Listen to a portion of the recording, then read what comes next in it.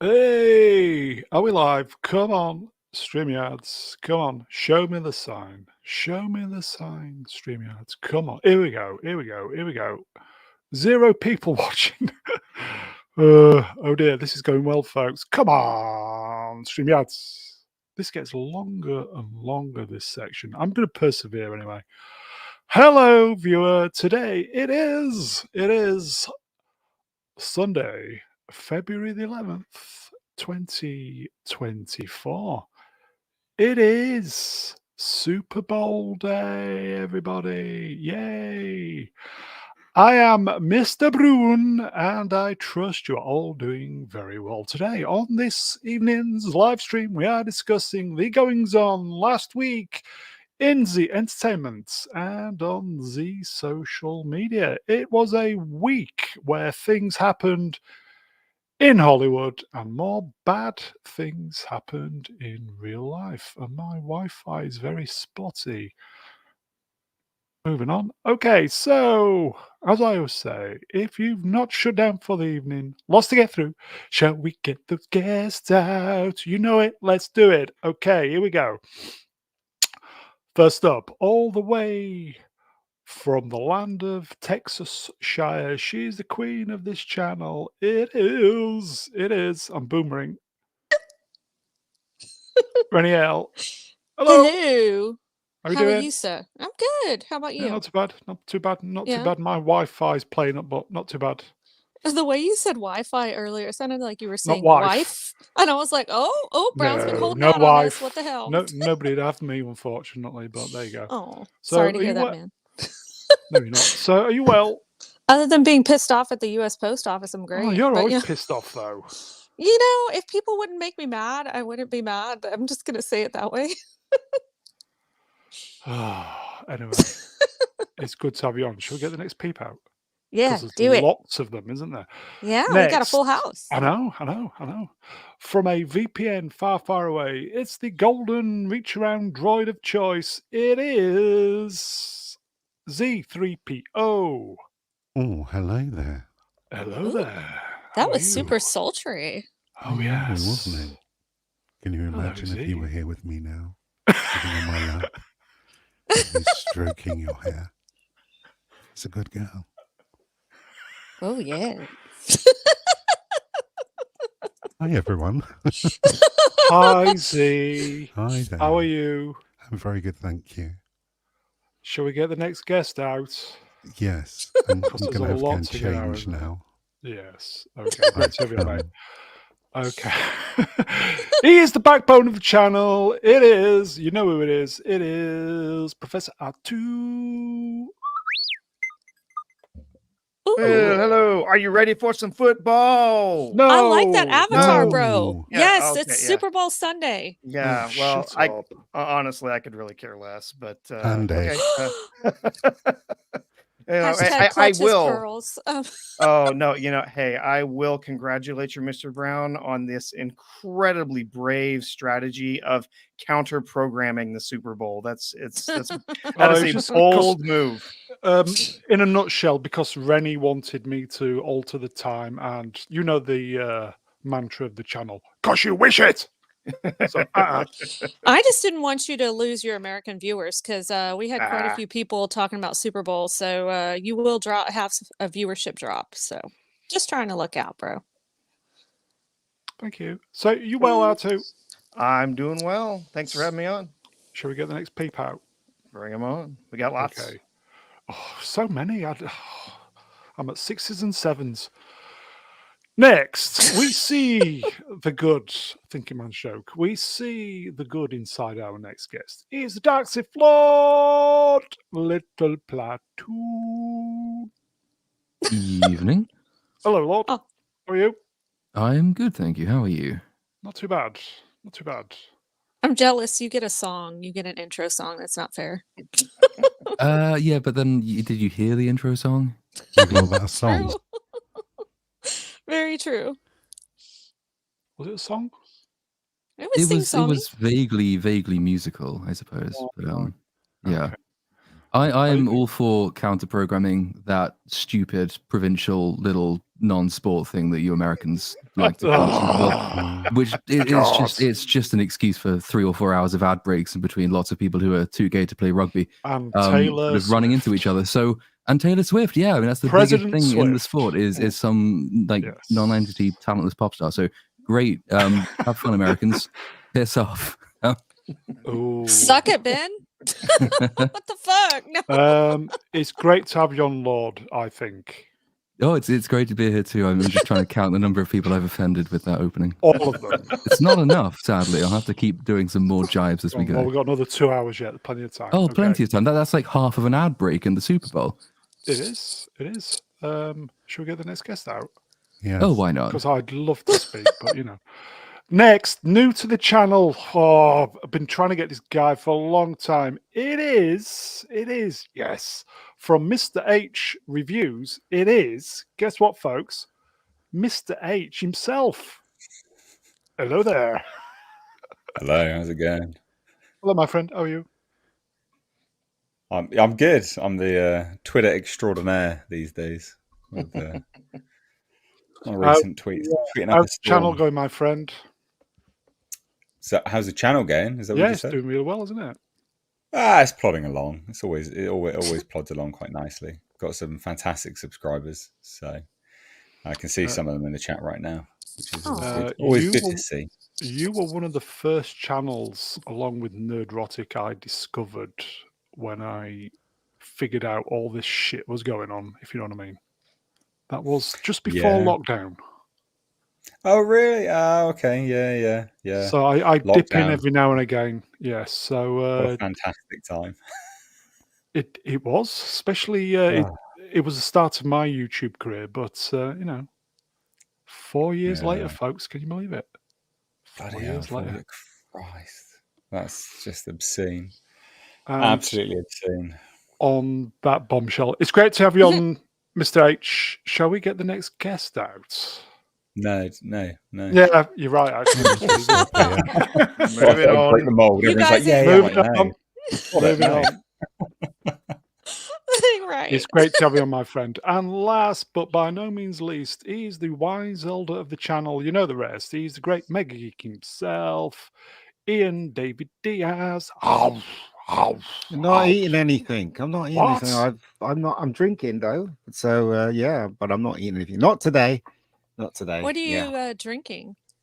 I'm drinking rum. Ramon. Is it a good Yeah. brand?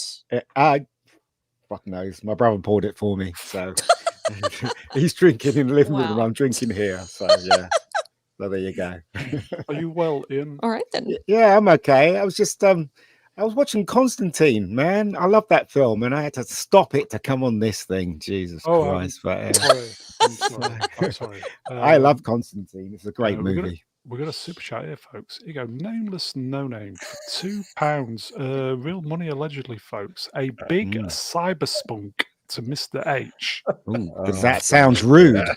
That is rude. Yeah. It's a thing from the podcast that I run. Oh, One of the panelists did a bit of a Freudian slip. Tried to say cyberpunk, but came out with cyberspunk, and then tried to deny it for like 5 minutes. That's So we amazing. kept going it to him. that kind of thing, you just gotta take it and run with it. Yeah, you just gotta, don't try to backtrack funny. because they'll just get you. So, Yeah. great to have you on, Ian. Shall we get on Thank with you. it then? Yeah, might as well. Okay, let's get on with it.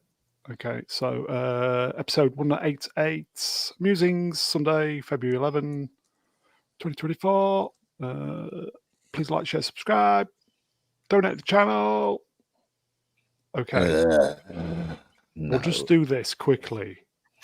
Season 2 Halo. Anybody? No thanks. I'm gonna go ahead and pass. Or I is have it actually seen it.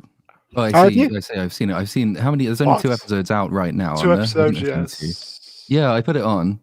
Couldn't really tell you very much about it though. Did you watch the first season? I did. Can't tell you much about that one either. Really? You can't tell us about Master Cheeks?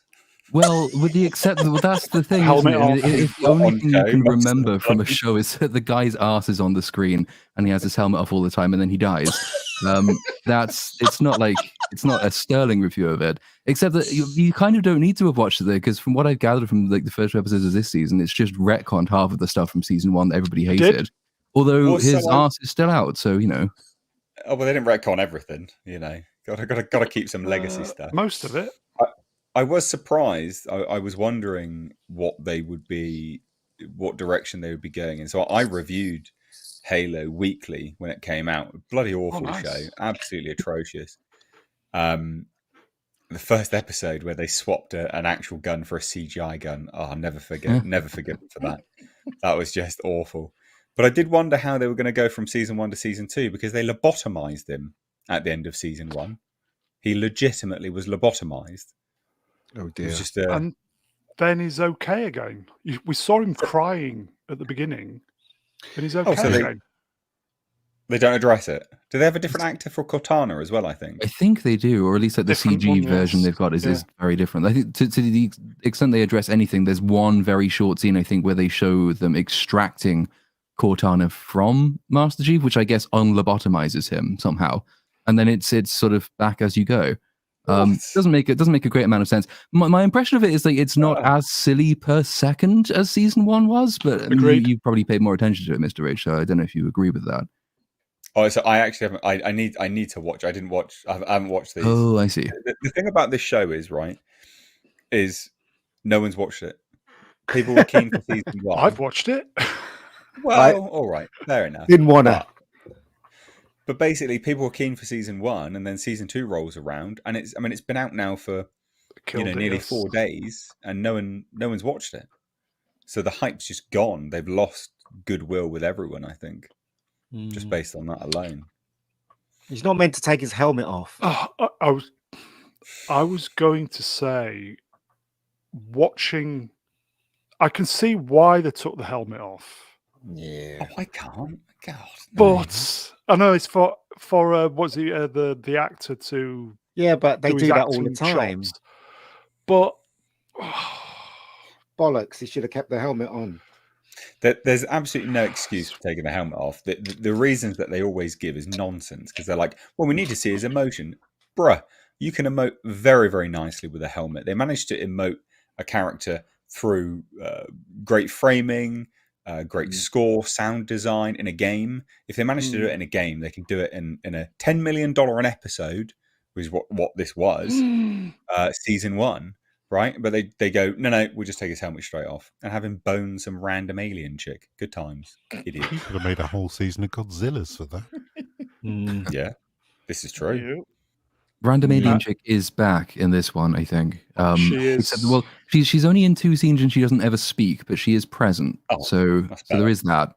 Mad scientist lady is locked in some weird extra dimensional place, where assuming they have to break her out of that.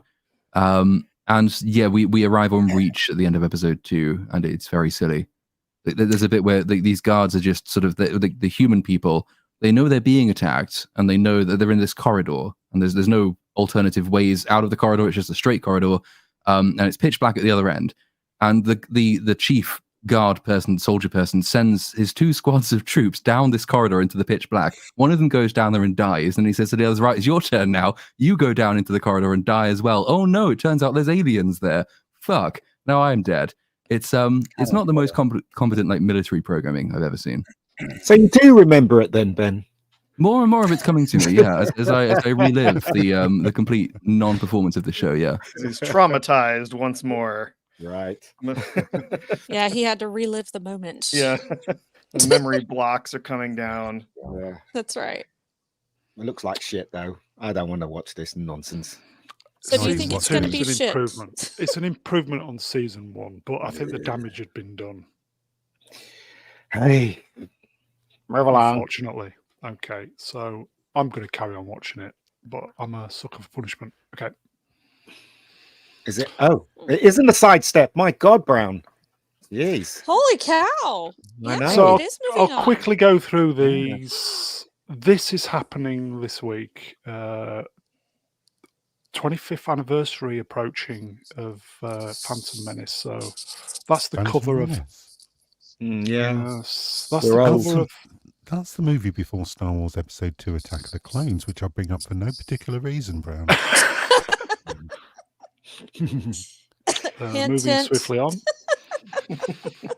Okay, so that's one of the kind of cover photographs. Well, he looks very different, doesn't he, there? Yeah. Does. I think they're redoing, because there's one of the posters, the original posters for episode 1 is Anakin with the shadow of Vader on the wall of the sand house place behind him. I think they're redoing it for that. Oh, just remember the kid going, whoopee! That just really... No, this is pod racing. Okay, so this is the actual cover. So we'll get on to the articles. 25 years, my God, we're old. Well, I am. Well old. Matrix as well, next month. Let's face it, though, it's a great opportunity for Disney Lucasfilm to get some good press on the back of something they've no moral right to take credit for. And take some money, yes. Yes, true. It's very true.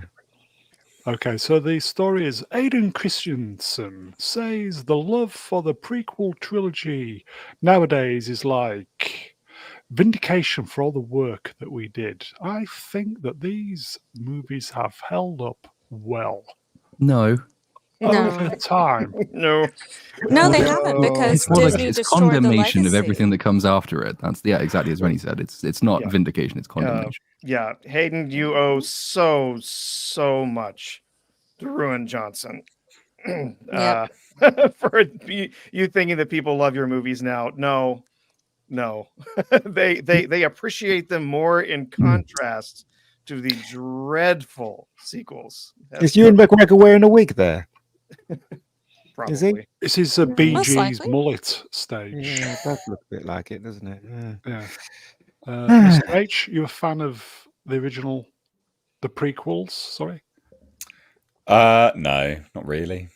No, I think they had some good ideas, but the prequels were when George Lucas had absolutely no challenge on anything around him and was just surrounded by yes men. Which, granted, I think at that stage, Gary Kurtz. Think people would have been saying yes to him, because I mean it was sort of peak, wasn't it, at that level?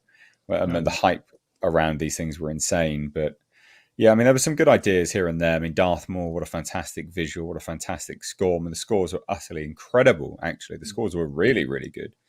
But same about the film. A lot of stuff, not so good. Good ideas, poor execution, and just way too much politics as well. I mean, it's essentially Star Wars politics, the movie, which is fine when you can make it exciting, but they didn't make it exciting. And yeah, I mean, this comment here, saying the love for the prequels trilogy nowadays is like vindication for the work that we did. I think that those movies have held up well over time. I mean, no, not at all.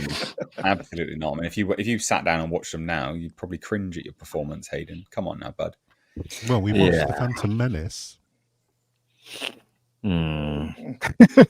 How many hours did it take us to review that? Was it 17? Oh, no. Lots. Damn close. What? 17 hours to review. Am I yes. Am I right? Dude, am I right in saying that this one had a Muppet Yoda, and then they had CG'd a it. CGI? Yeah, the film, the original theatrical release is a puppet still with Frank Oz, and then they finessed the technique when they were doing Attack of the Clones for purely CGI Yoda, and then inexplicably went back and added him in. And he doesn't look quite as good. But, that's kind of the story of the prequels, really, isn't it? It's a good idea in theory. In practice, the older stuff was better. Ego Nate, one for you. Ego Echo Chamberlain. Mr. H, should Director H take the reins for the next Rey movie? Mirrorball face guy could be the Sith character. Wow. Oh, man alive. I reckon give Director X everything if you want it to. He deserves it. If he doesn't really. He doesn't. No. He doesn't deserve it. We don't deserve it. But as YouTube commentators, Director X directing more. It's because you interviewed him, didn't you? Yeah, I did. Yeah, but at least it means more content for us. So I'm game. Why not? That would be good. I could save up for my Toyota Celica. So do it. What colour, by the way?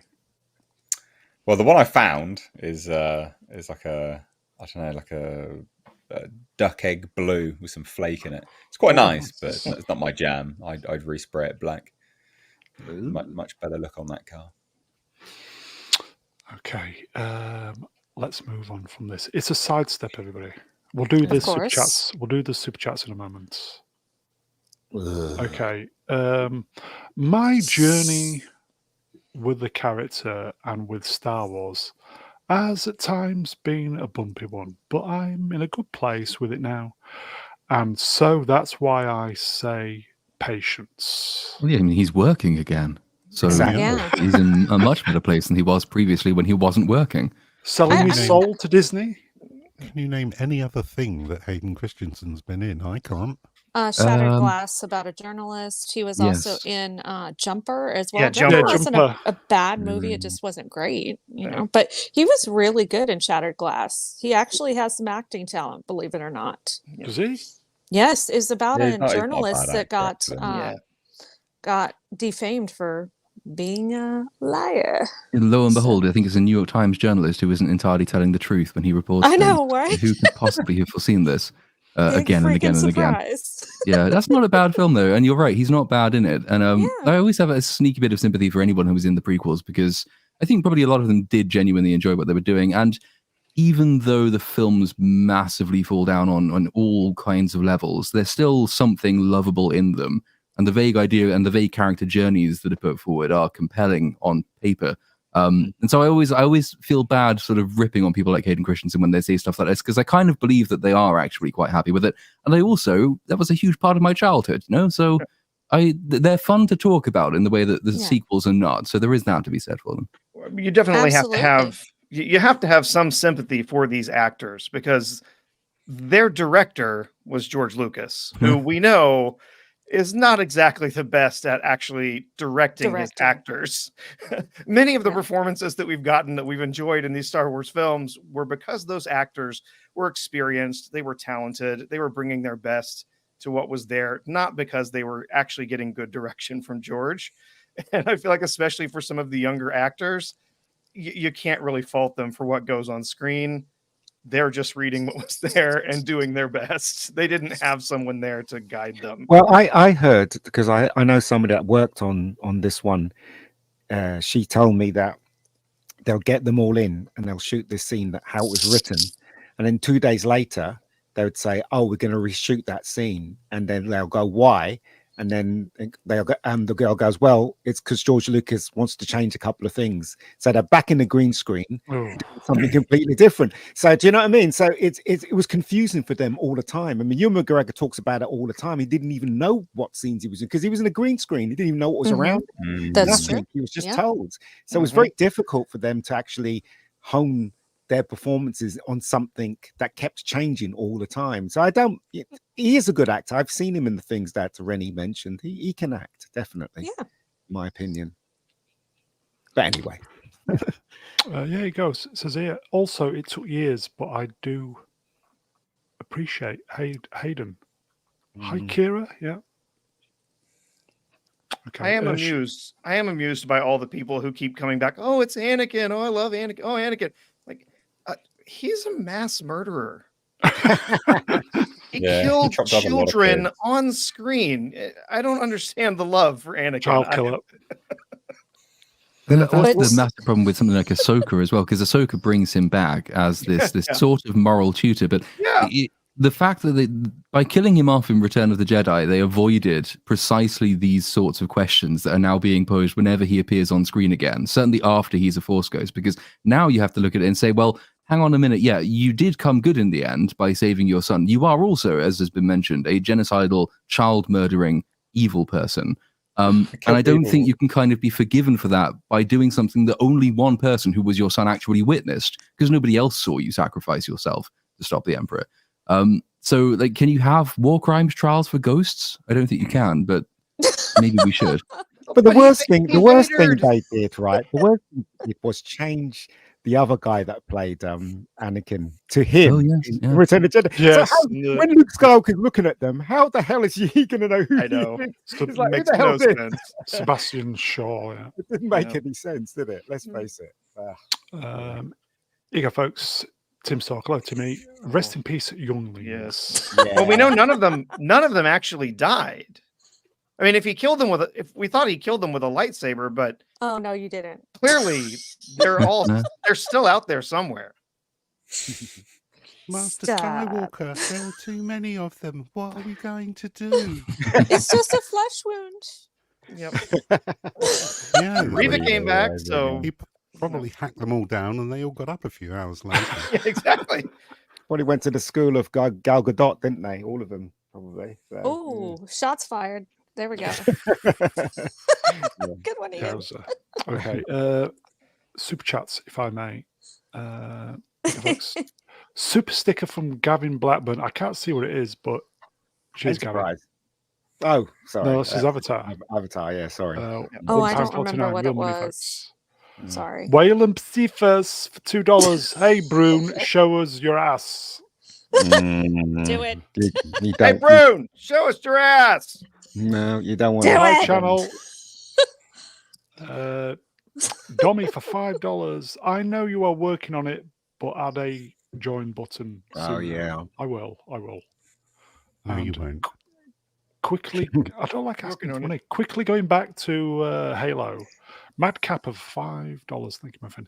These writers don't care about Halo, and that's precisely why I will never give this pile of shite the time of day. Mhm. Well Oh said. dear. Oh dear. Never mind. agree I'll with watch it. I'll watch it for you, buddy. Don't worry. It's shite, but I'll watch it for you. Okay. Should we move on? Is it a Moving sidestep or moving on? Sidestep. Figures. Yeah. Two pictures came up there. What's going on? Oh, sorry. I think the technology is letting me down. Here we go. There was.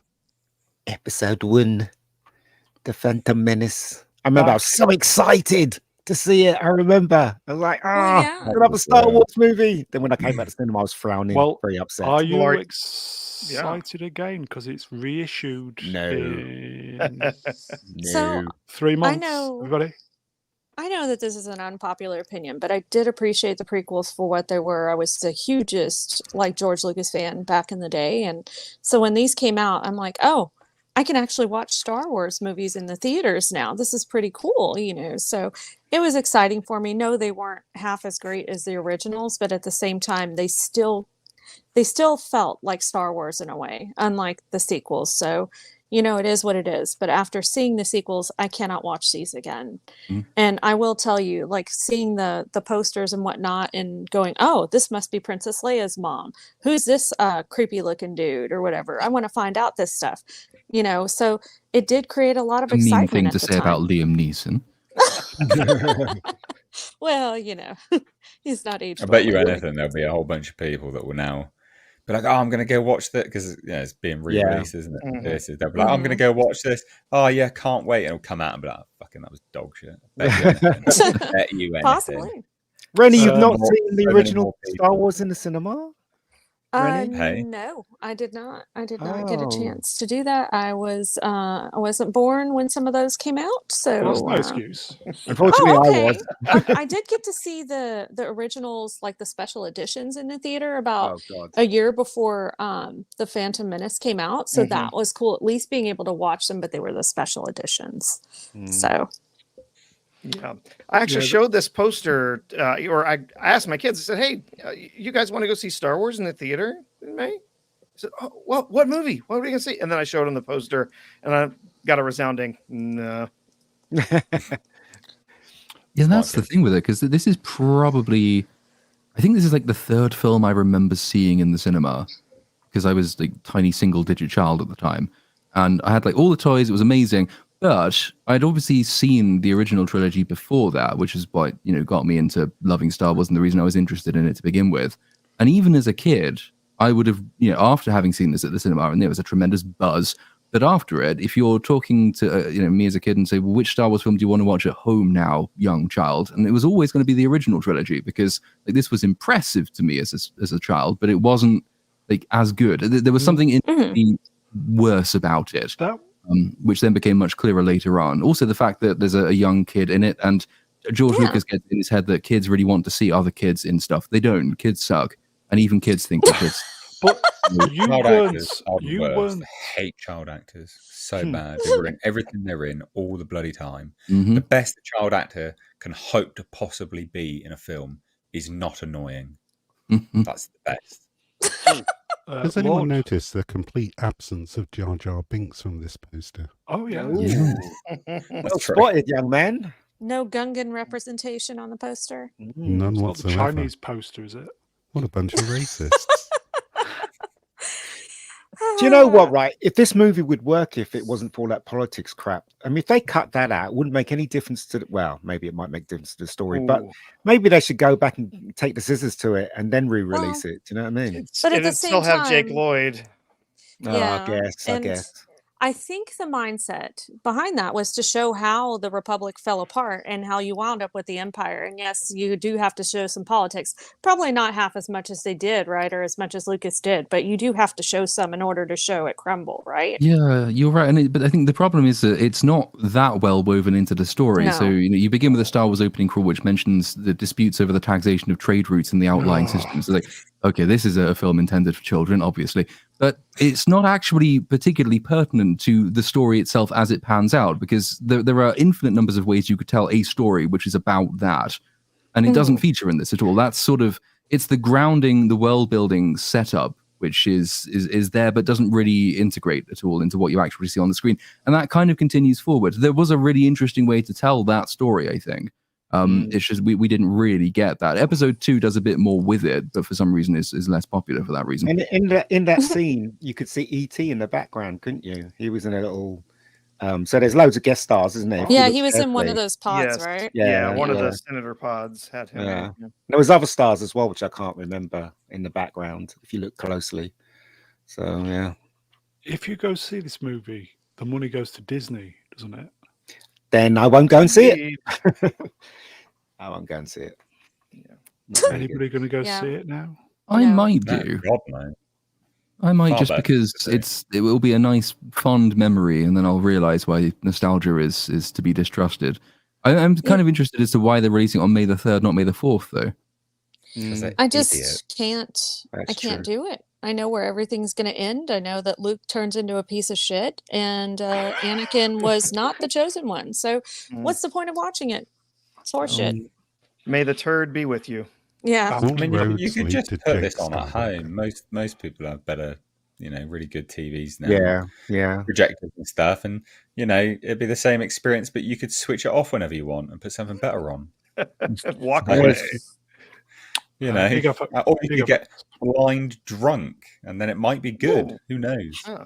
Average British nerd, watch the Phantom edit, a much better cut. Yeah, I've heard of that. Where could you watch it though?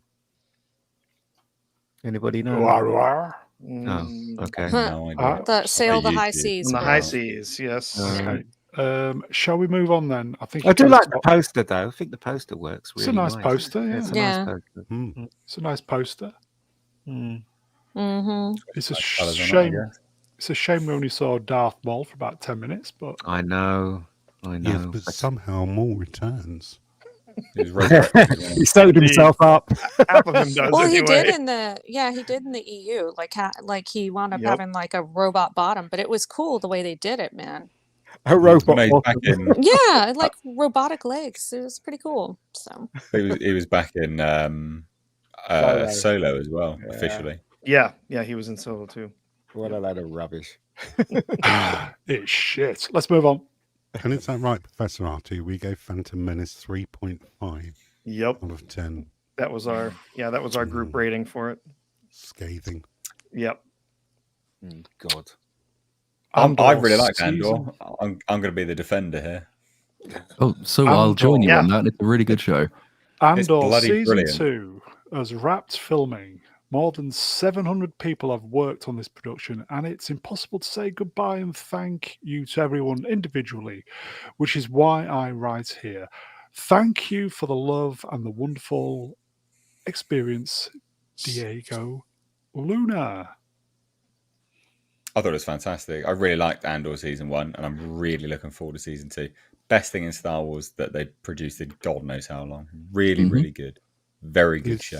Alan Tudyk reprising his role as K2SO. I hope so. He didn't in the last one, so I don't know. Maybe. Not sure. Well, I thought it was shit. So anyway.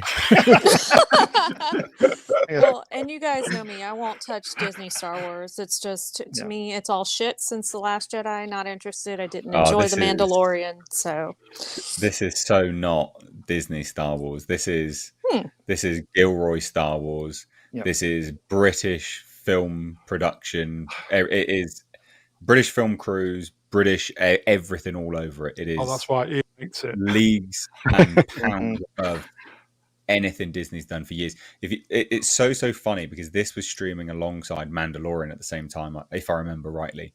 And holy cow, were they terrible! Like the comparison between the two was unbelievable.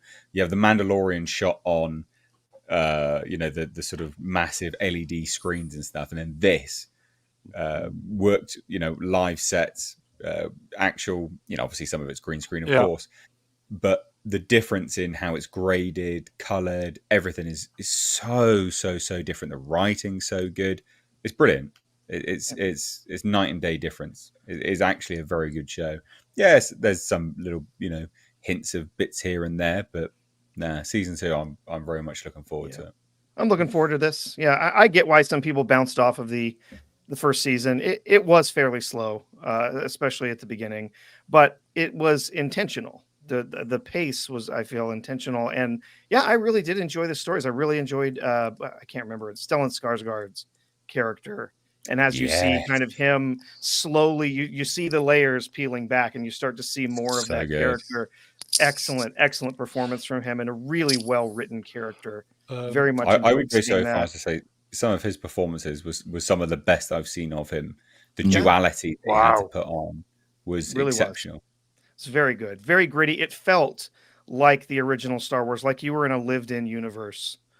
And God, were you watching the same thing as me, mate? You watched all the way through it. R2 actually watched it, so he can't have been watching the same thing as you.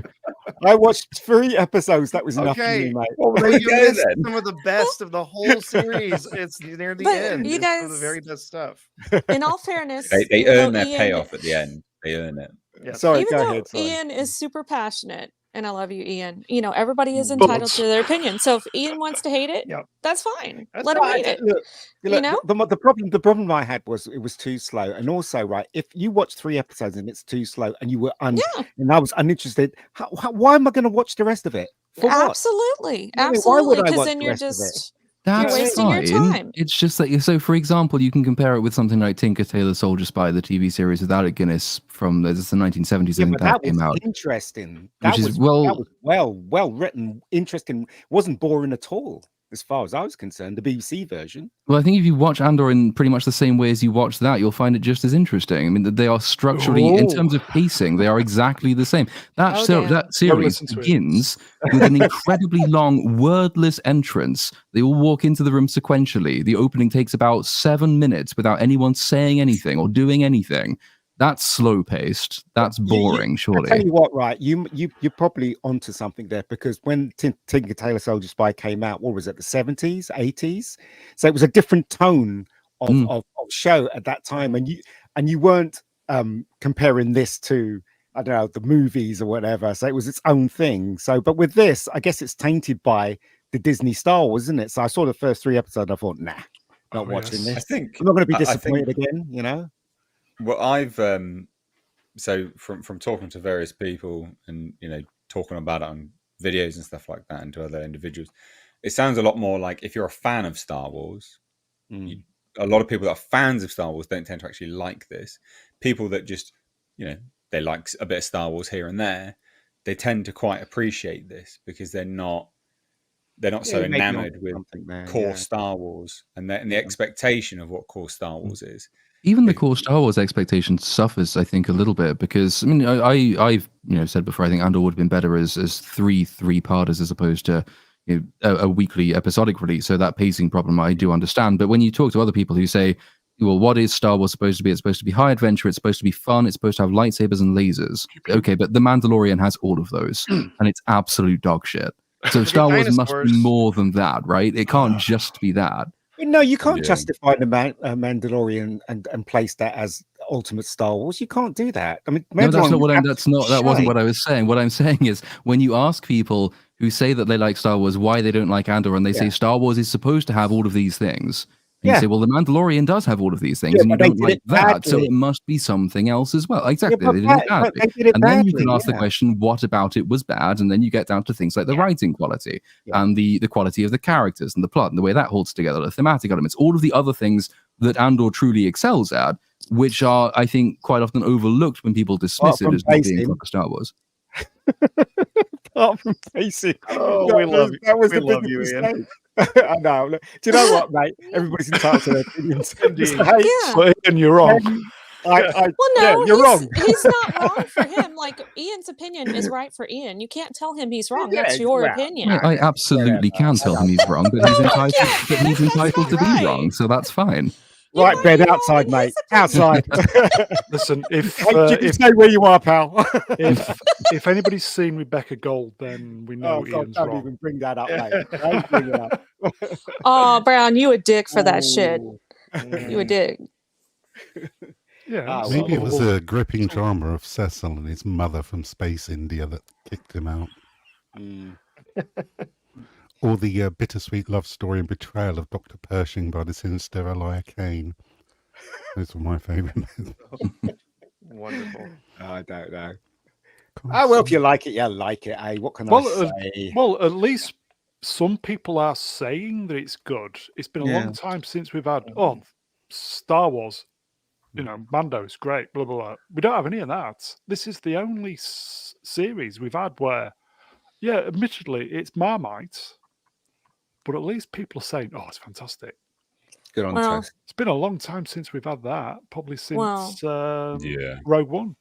To each their own. But as somebody who is heavily invested in the series due to my dad bringing me up with it because it was a passion of his, getting into the EU, really being heavily focused on what happens to who, and having that destroyed.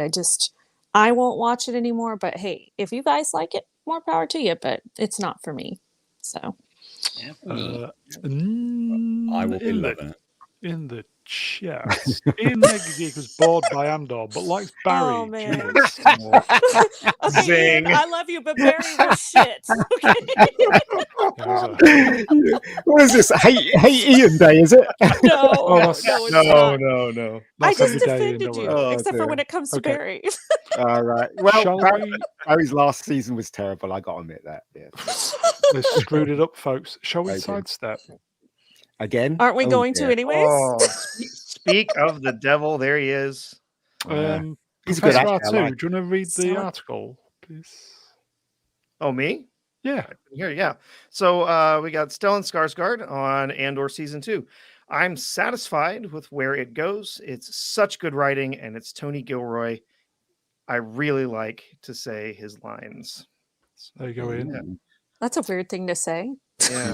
I really like to say his lines. Stellan is a bit of a character. It's not though, because if you'd watched the end of Andor Season 1, you'd understand why he's saying it. You see? Okay. I do like him. All right, then. There you go, Mad Kappa. Yes, dude, I love his character. I'm sure Lil Platoon understands what he's saying when he says, "I really like to say his lines," because the lines the lines that he's given and the direction he's given, he's excelling at, and he's very clearly his character. There's so much from an actor's perspective. There's so much for him to get his teeth into with this character. So he must be having a blast, not like a ha ha ha, yeah, we're having fun, but like actually really, really working hard and having fun from that perspective. He's a good actor. Yeah, I think of all the other films that are out and the way they're written and how it's just one quippy line after another, Oh, one, and there was instead none of here, that in there. oh no, he's chewing on whole monologues that he's getting to Wow. deliver. Yeah, I'm not surprised he would be really enjoying himself. As an actor, yeah, I guess it's something that you can put, something that you can be happy to do, because the actors excel when they're given great lines and I guess a great character. But I wouldn't know because I never watched it. I only watched 3 episodes, so I wouldn't know. Do we know when we're going to see season 2? It's going to be next year now, isn't it? I think I remember reading it's not this year. I thought I read Yeah. somewhere. Yeah, I don't know. They dismantled all of the set pieces and stuff during the strike. So it's not good. I can't imagine it'll be this year now. Ian, that gives us plenty of time to revisit season 1. No, thank you. You leave him alone. I am standing my ground. That's right. Yeah, so, yeah. That's right. Well, maybe there's some other Star Wars that would be just right up your alley. The Acolyte. The Acolyte. Yeah. Oh, there it is. That seems like Brown's cup of tea, to be honest. Okay, Star Wars: The Acolyte will release this summer on Disney Minus, starring blah blah blah blah blah blah. Blah. Who cares? Carrie-Anne Moss is in it. Bloody hell! Oh boy! I think we're going to review this weekly. Platoon. Yeah, why not? It's about time that a woman was given charge of the Star Wars galaxy, and now we get to see how good it's going to be as a result of that. Yeah. Oh my God, man. Yeah, well, we'll see, right? We'll see. It looks rubbish. It really does. This is going to be truly terrible. They've had a lawsuit around this before it even started, just as it started. So one of the, what was it, like a executive producer on who was given this got like fired, and she was like, "Sorry, what? You've moved the contract on without me." So she sued Disney. This whole thing's a complete joke. Like, they're not having lightsabers, they're not having guns. They're doing bloody mixed martial arts in space. God, fuck off! Honestly, it's so bad. What you mean, mate? All the crap ever. Yeah, I guess they did not have a signed contract, but basically they had an agreement that there was someone who was coming on as a producer. I cannot remember her name, but basically after like the first week, she had literally like bought a house. She had relocated and everything, and then they're like, "No, we're not. Just kidding. We don't actually need you. Here's $5,000 to go away." What? Wow. Wow. This was Leslie Headland, isn't it? And we all know what she that is. advert looks like Leslie a diversity Forehead bingo Headland. card. Actually, go on, You say mean that again, Firehead? please. See, That say looks that like again. a diversity bingo card, doesn't it? It does, doesn't it?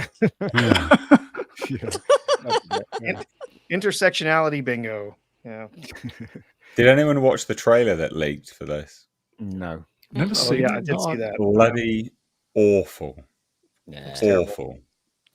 And of course, the leaked scripts and the leaked storyline supposedly that's going to happen. It's basically just going to be a ripoff of the Netflix show. I just forgot the name.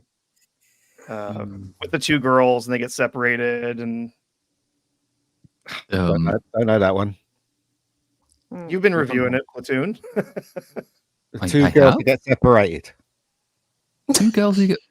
2 girls, 1 cup. Velma. No. Two girls, 1 lightsaber. Arcane. Oh, Arcane. you see the chat's coming in. Look, there you go. Okay. Oh my God, that's going to be even worse. That they're Arcane's basically going to rip off incredible. Arcane. And I really want to see how Disney Star Wars does Arcane. That's going to be a really useful little video for writing advice. This is how Arcane does things really, really well. And this is what incompetent morons do when they try to copy it. I don't even know what they'll take from Arcane. Lesbianism, but times 1,000, I suppose. Well, I think Yes, as scissoring. the storyline that's been leaked is that essentially there's 2 characters and they're sisters. One of them, they get separated, and one of them is raised by raised to be in the light side, and one of them is raised to be on the dark side, and then they end up coming back together. So Oh. Well, you can do fun things with that premise. That sort of the star-crossed premise is an interesting one. I really don't think they. Yeah, exactly. I don't think Disney can do it, but theoretically, it could be good. Super chat, folks. You go, Wayland Bacifus. Too bad Cassian Andor is boring. I didn't write that one. That's not one of my sock puppet. Oh, It's not You mine. lie. exposed. Now we know. It was seen on Andor episode 1. It was seeing Jez Quigley from Coronation Street. Yeah, I know. That That put me took right me off. right out of Yeah, it. totally.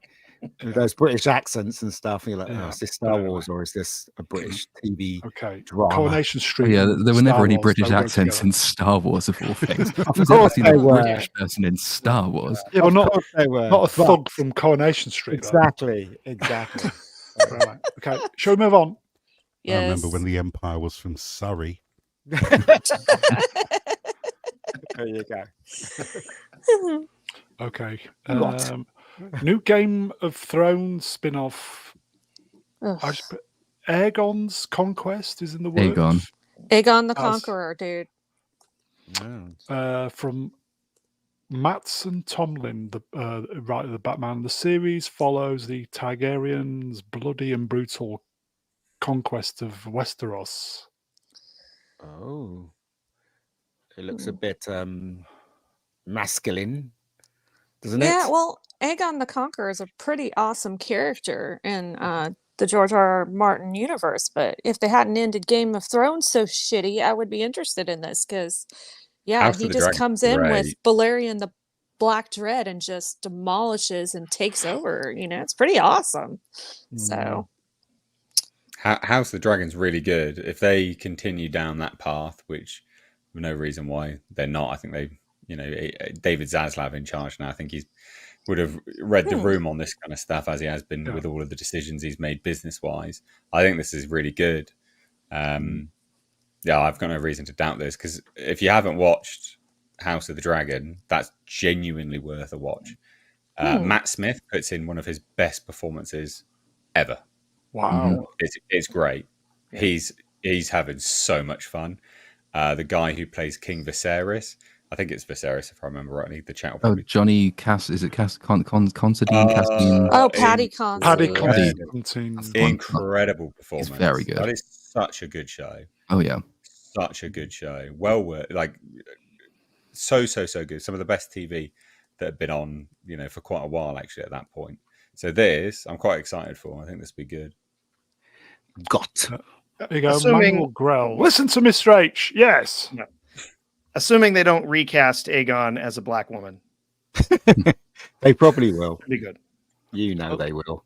Well, at least, thank God, Amazon are not making this. Anybody see the Amazon video No. about the inclusion? Yeah. I think it was Film Threat who posted it. Yeah, you're talking about their So I the stream that I was just doing before this, Unbelievable.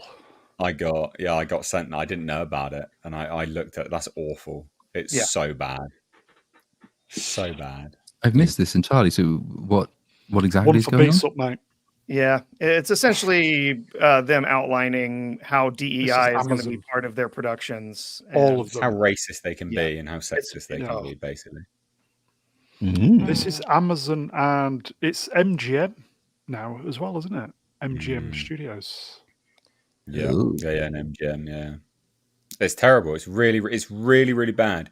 And I said on that the stream that I was on is that the thing is that they push for all of this quota, and it is a quota in every single movie and every single TV series. So all that happens with diversity through casting is it becomes homogenous. So that there's going to be a black person, there's going to be a leser, there's going to be someone that's gay, there's some. Do you know what I mean? Like that there's going to be these archetypes and these stereotypes running throughout every single series and movie you watch, and it's all the bloody same. It's boring. It's homogenous.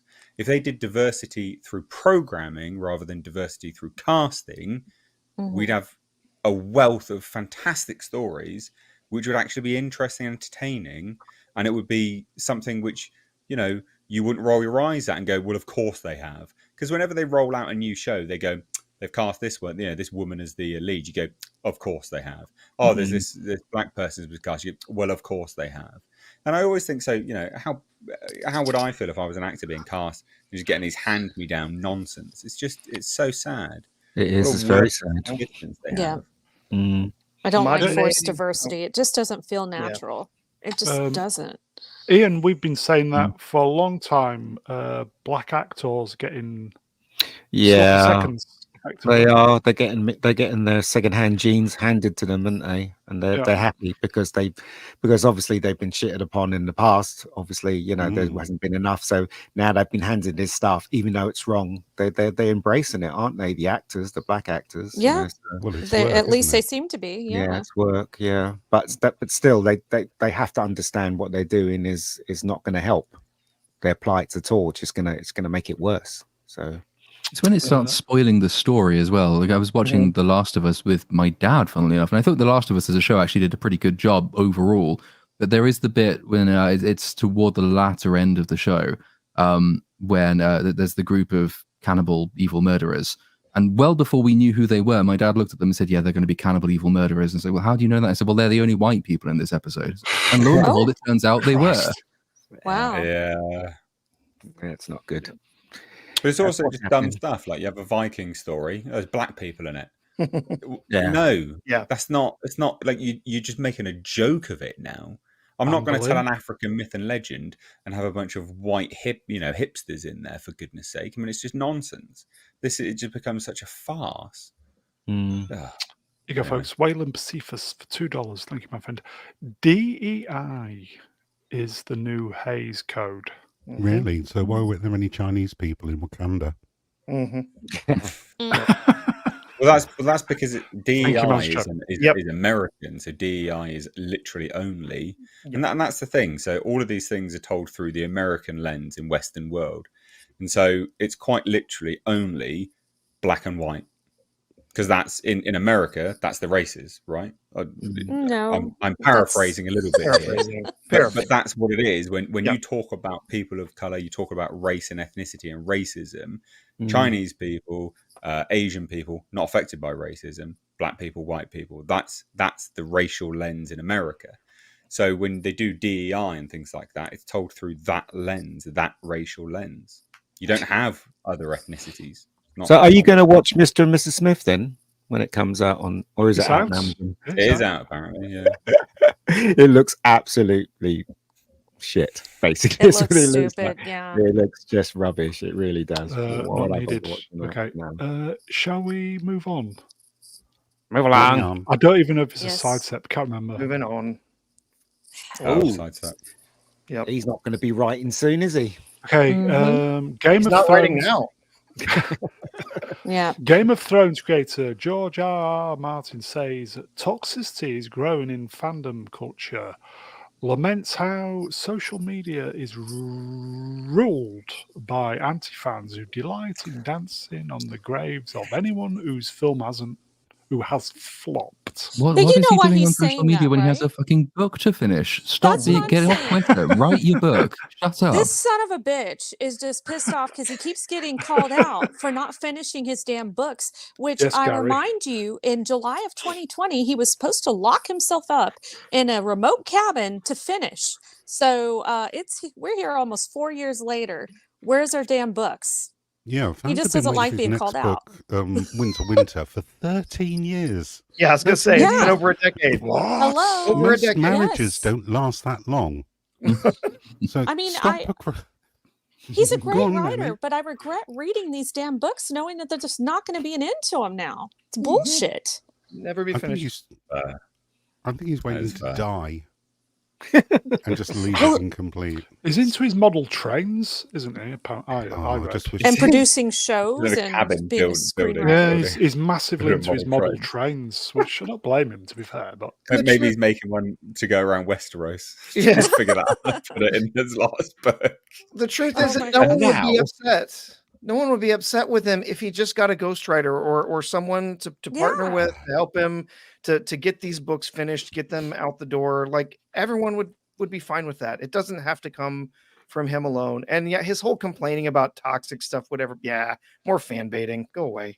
He's just attacking the fans for attacking him. And R2, you remember he said when he was interviewed, because who was it? Was it the Wheel of Time guy that allowed someone else to write his endings or whatnot, or his ending? He's like, no, I'm not going to do that. Nobody's writing my shit. I'm like, you suck. You're old as Then hell, you and needed you're to never going to quit. finish the books. You know? Yeah. His Yeah, own Wheel of works Time was finished disprove the before. suggestion. I mean, we were just talking about House of the Dragon. People were very pissed off at the way that Game of Thrones ended and deservedly danced on the graves of Benioff and Weiss because they screwed up what was a long-running and very passionately adored show. And then House of the Dragon comes out, and lo and behold, fans look at it and they say, actually, this is really good. In fact, this is probably up there with the best seasons of Game of Thrones. We really like this. Please give us more of this, not what you did with the actual show, the main show you were doing. It's not that fans particularly delight on dancing over the graves of anyone whose film has flopped. It's if that person deserves their grave being danced on, which lots of these people do because they're horrible people and they suck and they ruin things that people love. But actually, if you give the fans good stuff, which we're all crying out for, you tend to find the fans are very, very up for going to see it. Igor folks, Sword in the Storm. That photo looks like he's on Bow Selector. It does actually. Proper Boaz Holly. Yeah.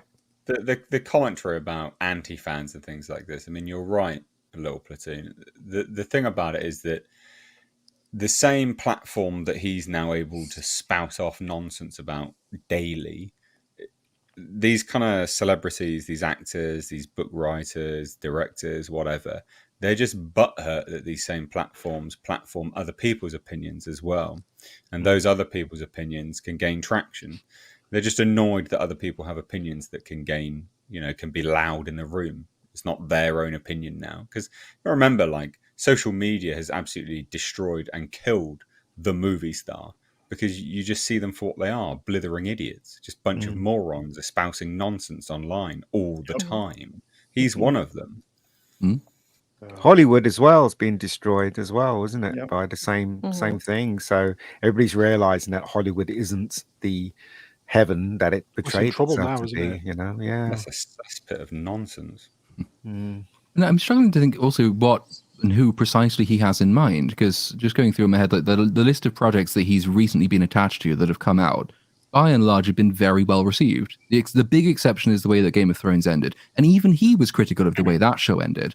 But since then, House of the Dragon is really successful. Elden Ring, which he did the lore for, incredibly successful. Everyone's now looking forward to Aegon the Conqueror. Like, everything he's been attached to, which has actually come out, books being the obvious exception, has been well received and popular. So I don't know who he's thinking of. So he might be following up.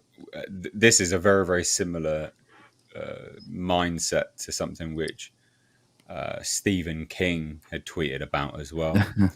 And I'm fairly certain the Stephen King tweets were about the Marvels of all things, if I remember rightly. I can't remember what it was about specifically, but it's a very, very similar thing. It was like, you're happy things are failing, blah blah blah, and all this kind of crap. And it's a very, very similar trend, very, very similar train of thought, just copying it basically. Yeah, I reserve the right to dance on the grave of something that sucks and deserves to have failed. Yeah, agreed. Like the Marvels. How do these people expect to do better things if they're not going to hear the criticism surrounding it? Like, let's get, for goodness sake, you could sit here and put your fingers in your ears, go la la la, not listening, but all you're going to do is produce garbage. These kind of, it's important to note that, when you're listening to criticism, these things are super, super important. Like, you're going to listen to these and be better. Even as a creator on YouTube, like, you listen to feedback and you improve, you get better. You want an audience. You want to please people. Ultimately, of course, it's the goal. It's the same thing. He wants to sell a book, right? Like, you want to hear people. You want to hear their criticism and feedback. Like, it's not an anti-fan to provide and have an opinion on something. Like, what? Anyway. Don't ask questions. Just consume product and get excited for next product. Yeah. Okay. Well, there isn't going to be one because he's taking his time. Anyway, shall we move on? Yes. Move along. Such a punchable Okay, face. we'll quickly blast through these. Consume, everybody. Move along. Prey 2 in the works. No, what? Dan Trachtenberg is also set to direct a new Predator movie called Badlands. Why? Female lead apparently as well. Anyone? Didn't like that. Didn't like the first one. Sorry, didn't like Prey at all. Thought it was all right. It just I wasn't thought it was great. okay. It wasn't Yeah. spectacular, but I thought it was Yeah. okay. I think a better direct and a better script and a better idea would have been better. So, you know, but this one, to me, it wasn't, it was, oh God, it was, no. Shit. I didn't want to use that word, but it was shit. No, that's a bit, no, it wasn't shit. It was just okay. Yeah, the first half I thought was pretty good. The first half had some promise to it, and it's when it really hasn't come to its resolution. The Predator shoots itself in the head. Yeah, I mean, yeah. it's Yeah. Mr. H, did you watch Prey? I quite liked it. See, I didn't think it was I had a bad, good you time guys. with it. Don't invite him back, please. I had a good time with it. So listen, I understand people's reservations with it, and there's a whole load of a whole string of really dumb decisions that they did. So the Predator, for instance, the design, not to everyone's taste, but I understand why they tried to change it up. And if you listened to any of the concept artists, there was actually a significant amount of thought into the redesign, the change of it, different hemisphere, climate elements would have led to them being different, etc. But then they built a fully practical suit that worked, but then they CGI'd over the top of it. Really, really odd decision. So that was really odd because it added to the uncanny valley of the creature design, like made it look really like significantly odder. It was very, very strange. That's an odd decision. The setting and time period, I quite liked it, to be fair. I like the setting and time period overall. Loads of people have an issue with how it ends, but if you watch the movie, and it's not a great ending, the Predator needs to win at an end of these movies for it to shake it up and make people go, oh, something's actually going to be different here. They always die, they always bitch out, and it's always crap when they always die. But they were never going to let a Predator rip the head off of a Comanche girl. Let's get real.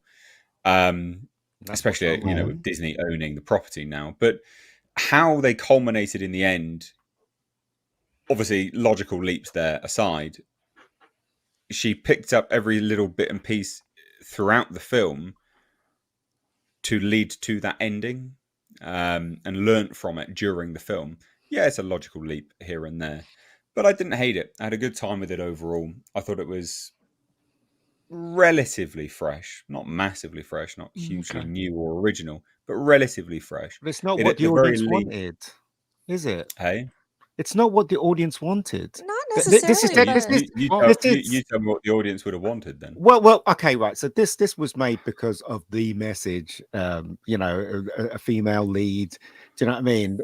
All of it just thinks of that, right?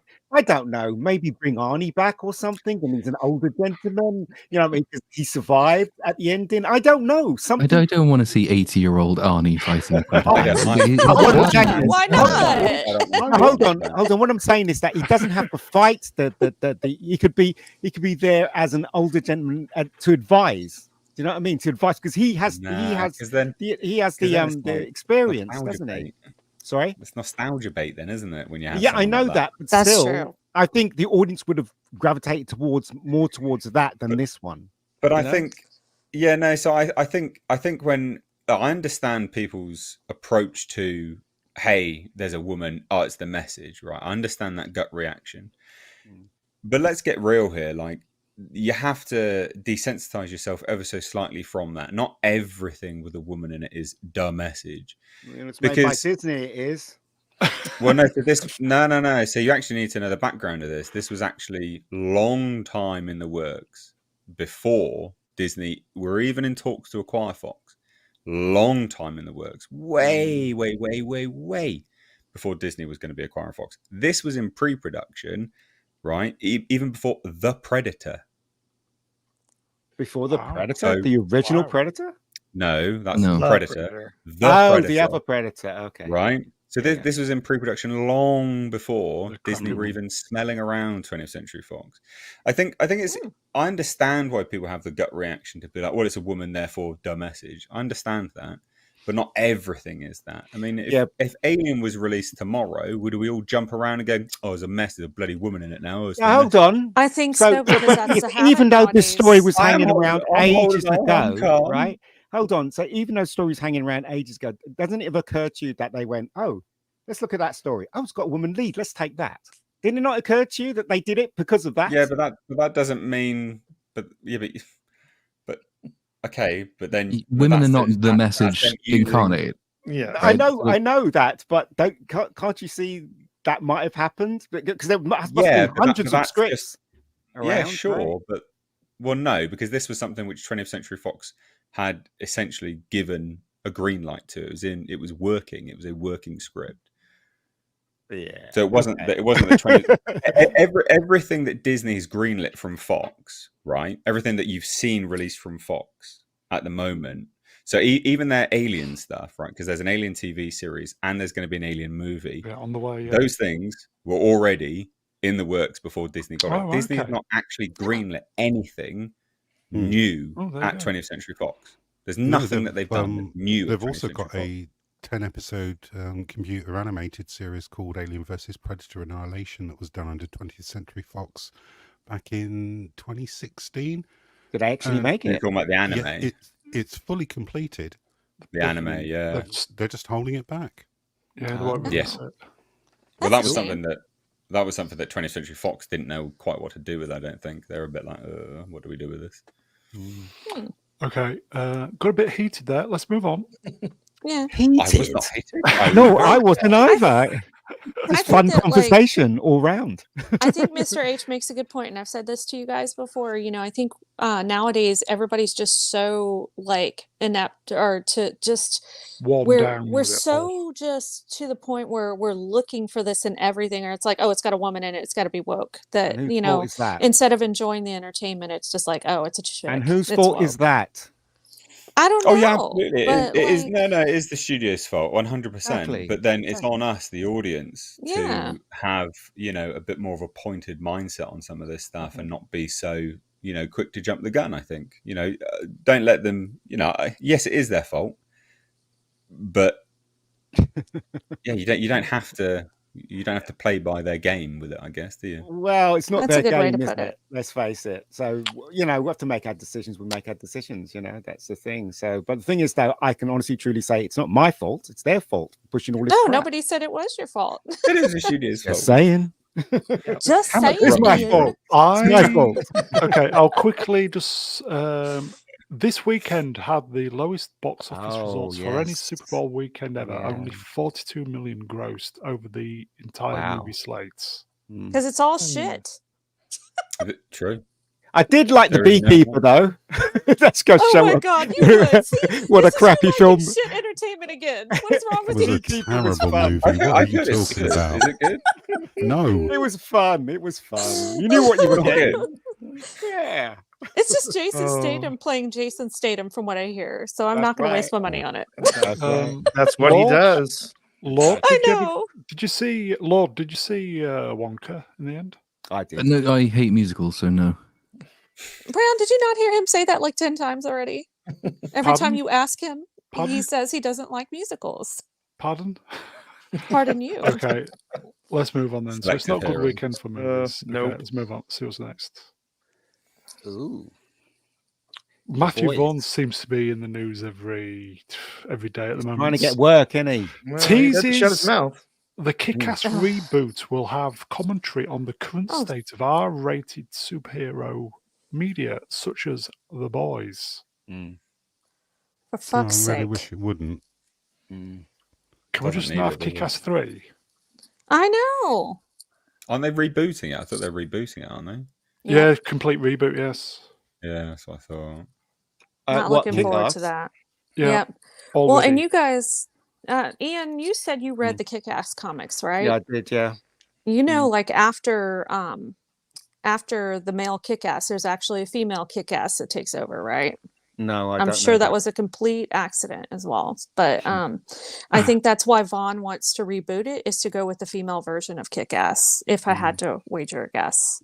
Oh, okay. I just want to see what happened to them too. I know, me too. I like Kick Girl and I like Kick-Ass. wasn't as good as the first, but it's still No. watchable.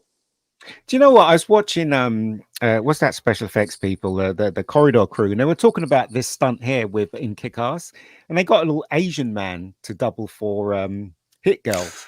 And they Are you literally serious? said, no, I'm serious. And they literally said that won't be Serious? done today. That's not allowed to be done today because it was the stuntman thing. What? It won't be allowed. What are you talking about? Why isn't Why it not wouldn't it be allowed? allowed? What do you mean? What? A stuntman performing for They a, do A stunt, little for a midget woman? Asian stunt. Yeah. So in other Oh my words, God, today you can't get a male standing in for a female to do stunts today. That's what they were saying. I'm like, what? That's nonsense. I That's know. unbelievable. Ridiculous. Absolutely crazy, isn't it? Never mind. Here you go, folks. Drew Gordon, Hit Girl, pushing 30 now. Oh Hit my woman. God. Yeah, Hit Woman. Oh. That's a problematic name if I ever heard one. Oh. I'm looking forward to The Boys, though. I like the last Yeah. season. Thought it was a lot of fun. Didn't Yeah, they season do 3 a was pretty Super good. Bowl trailer thing today? I never Adverts. saw it. Well, I don't know. Isn't it Super Bowl time? Yeah, but they're not playing on 5:33? Super Bowl. I think it was released on the interweb, as it were. But anyway, okay. Shall we move on? Sidestep Yes. forward. Let's just see Kick-Ass 3, please.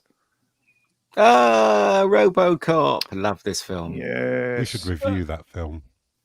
Yeah, this it was an anniversary in Blighty this week, so I thought I'll just pop these in. 1988, folks. Yeah, it's a great film. It's a shame they don't make violent films like that anymore. You know, there's all this stupid rules now. You can't do this, you can't do that, whatever. But, you know, I saw this, you know, relatively young, and I loved it. You know, I mean, I remember the days I used to watch when I was 16, maybe even 13, watch Zombie Flesh Eaters, and I loved it. Didn't warp my mind.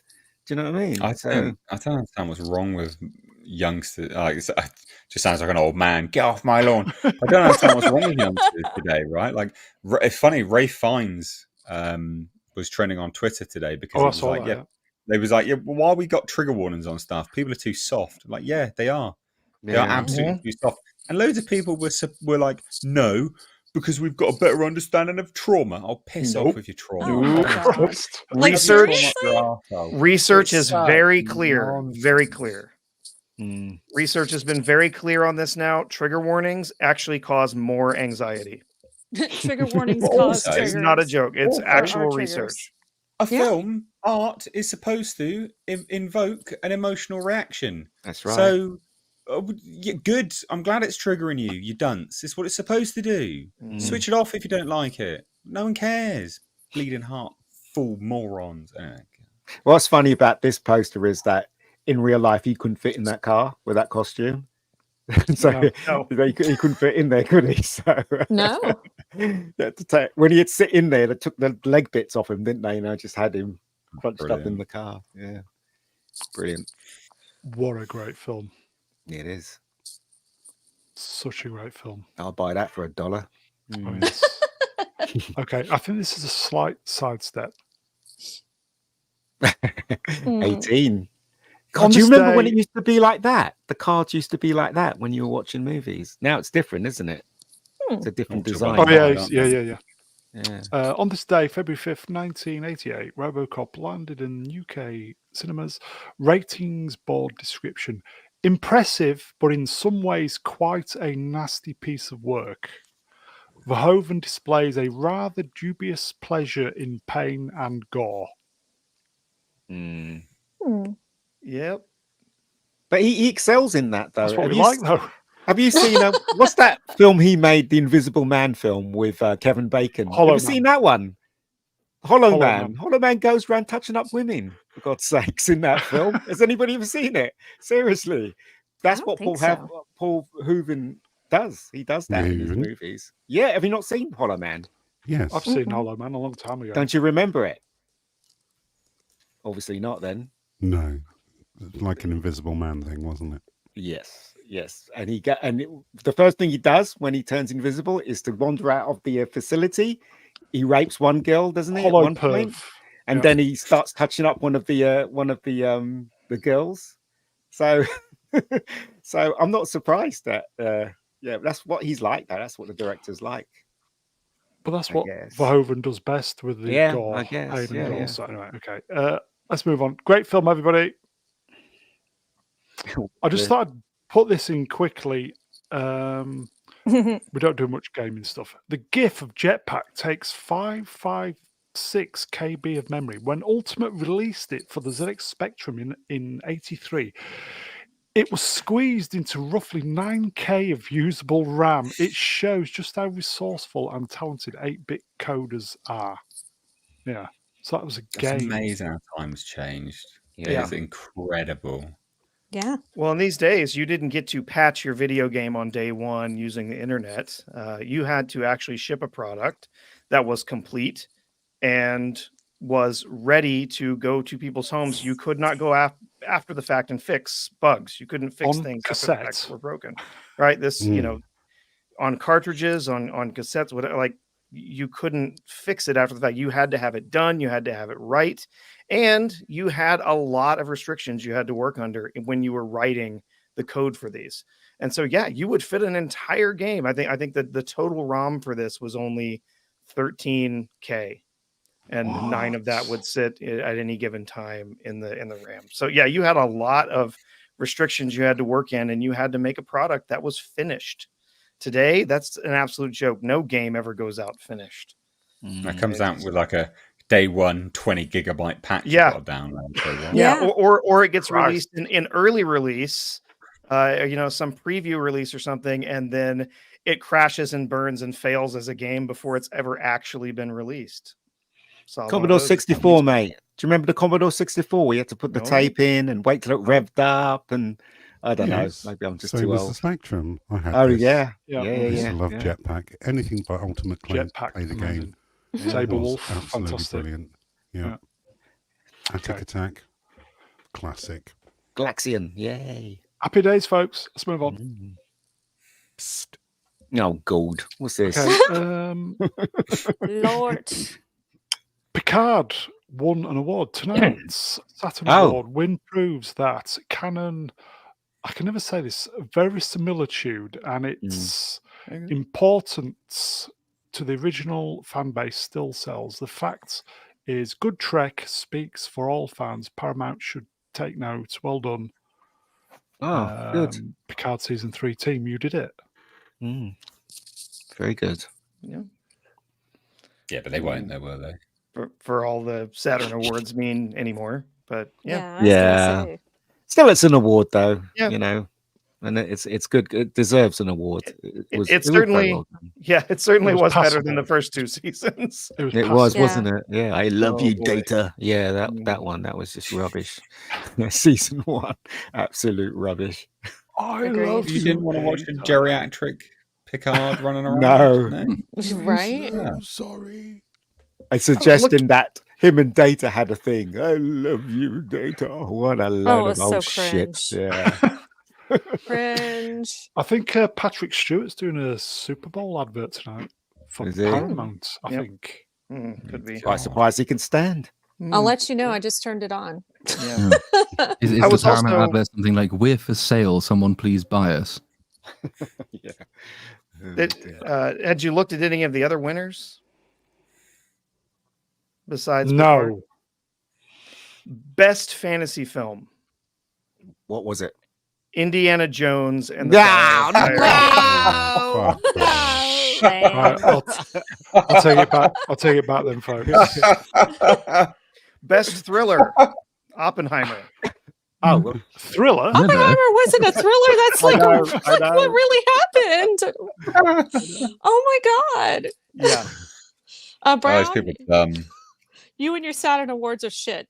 Sorry, I'll take it back, folks. Sorry, folks. I've got some super chats to do. Let's do these. Here you go, folks. Zombie box reviews for £5. Real money, allegedly, folks. Give him an incentive. He either finishes his books in a timely fashion or we his head off and feed to Ramsay Bolton's dogs. I think that's Yeah. Georgie Oh, boy, isn't my. it? I like it. Yeah. I really like that spirit. Zombie box reviews. Yeah. Stop procrastinating, you miserable fat fuck, and finish Yeah. the damn book. Wolf Spain Amen. for $5. I'm tired of deconstructed superheroes. Can we just have a good traditional superhero movie? Don't get wrong. I liked Kick-Ass, but it feels oversaturated. I mean, Well, I you're get in that, luck. but that's what the comic was kind of like. And same thing, with the boys. It is deconstructed superheroes. So that's what those are kind of about. So Z, you available, mate? Please. Come on, people, for £10 which is real money, folks. Mr. Brown, I just thought I'd put this in quickly. Write your own punchline. What? So it wasn't just me that thought that when Brown said it. I feel As pretty good my about old that. mother used to say, Yeah. stop playing with that, you'll go blind. And she was right. Oh, Okay. hell. Let's move on. What's next? Blast through these.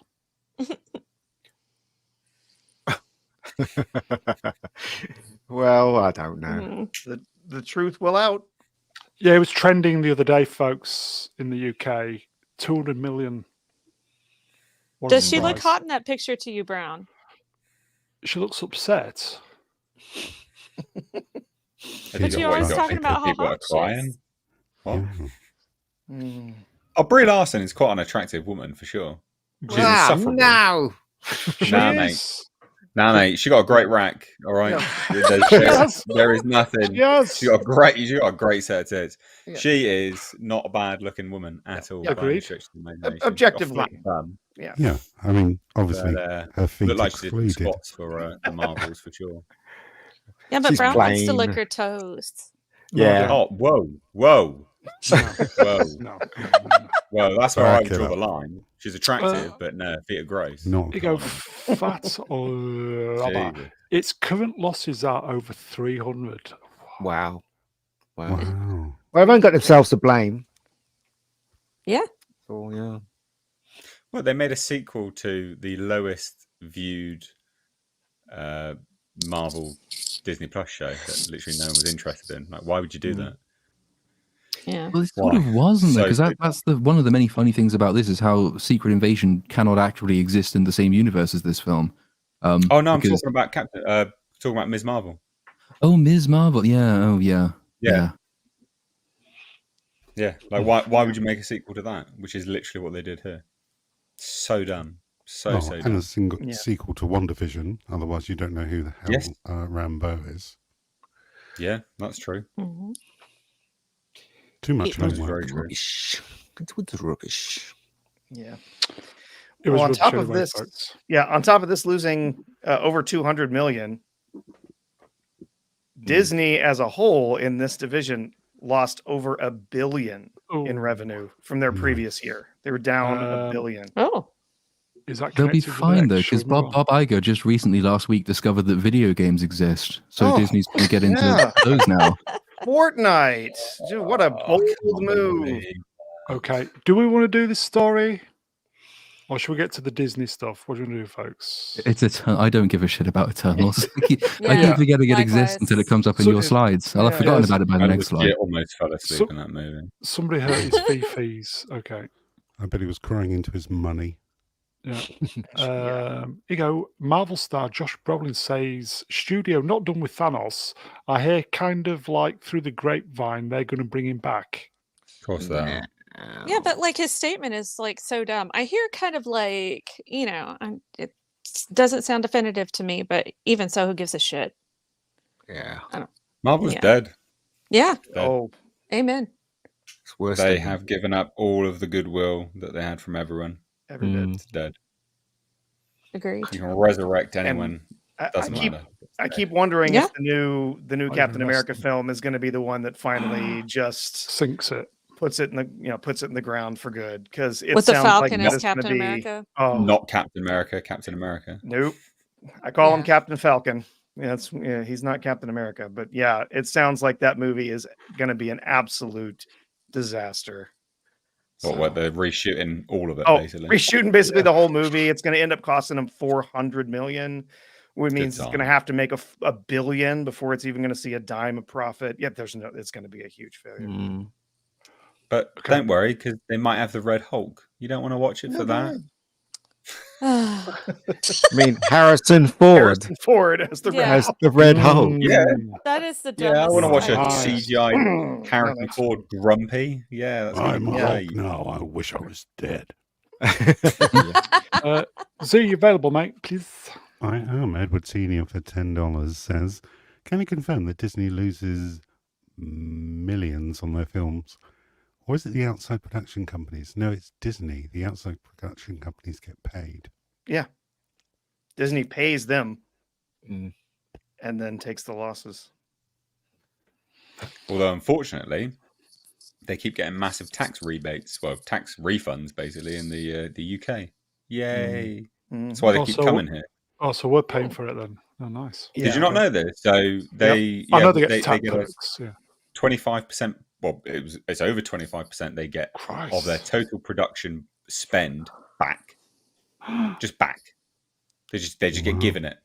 So 200 million. They just get given over 25% of that back. Just there you go. Cool. You heard it here first, everybody. The Good times. Marvel Cinematic Universe is destroying the NHS. Let's move on then. Uh-oh. Okay. Josh Brolin on the Dune, or is it Dune, popcorn bucket. I'm not sticking my hand in there. I'm good. I'll starve. I don't think many people are going to be sticking their hands in it. But... I was going to say. Oh, I really hope he did say that personally, because that's just freaking hilarious. I have not seen that. Are we going to get those in the UK? No, I hope so. I don't know. I hope so. Bro, is that from one? Is that from AMC over here in the States? I think so. Yeah. Oh wow. Yeah, I saw them. Chris Gore looking at that on Film Thread, showing it off on camera. It's just astonishing. Whoever thought that was a good idea. You can buy them, or do you give them? Yeah, it's like part of the popcorn bucket package thing. Oh, right. Yeah. Okay. My husband's like, yeah, we should totally buy one just for the last. Fantastic. I'm like, no, that's not. No, that's stupid. I mean, I would. I don't know if they do that. If they do that over there in the UK, a lot of the films there's special buckets you can buy in the theater that are themed. You go nameless, no name. Stick your wang in it. Oh, I think a lot of people are going to be doing that. Oh bro. my gosh. Okay. I thought you were playing Robocop at first when I saw that picture. I was like, oh, he's playing Robocop now. He's not playing Robocop. Let's move on. Spider-Man's girlfriend. Dune 2, or is it June 2, is tracking to open to 65 million domestically.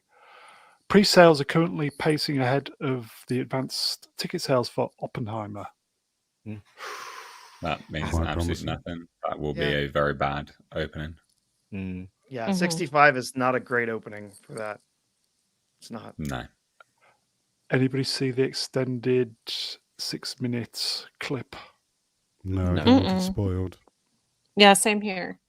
What is the extended? What is it? What happens? Lots Spoilers. of Zendaya. Spoilers. It's probably has to do with Johnny, I'm guessing. I'm one of the worms. Yeah. Is there no Sting then in his underwear? No. No, I didn't see Sting. No. I thought it was a thong. No. Whatever it was. Whatever it was. Mr. H, how do you think this movie's going to do? I mean, I don't think it's going to perform particularly great. I don't really understand. So loads of people say this is, Warner Brothers. It's not. It's a Legendary production. Warner's paid 25% of the production costs, and then they distribute it on behalf of Legendary. But it is a Legendary production, just like the Monsterverse movies are not Warner Brothers. They're Legendary films. I don't really understand why they greenlit a sequel. This must have been a deal that Denis had struck up to have it funded, have both of them funded. Much the same Tony Gilroy had the deal that Andor season 1 and season 2 would refunded and made. Yeah. Because the first one didn't do very well. Like it didn't do, and they announced it pretty much straight away. Yep, Dune 2's on the way. Pretty much straight away they did that. I don't think this is going to do well, and I don't think that's a reflection of the quality of the film, because I quite liked the first one. Same here. And I think this will be good as well, to be fair. But I just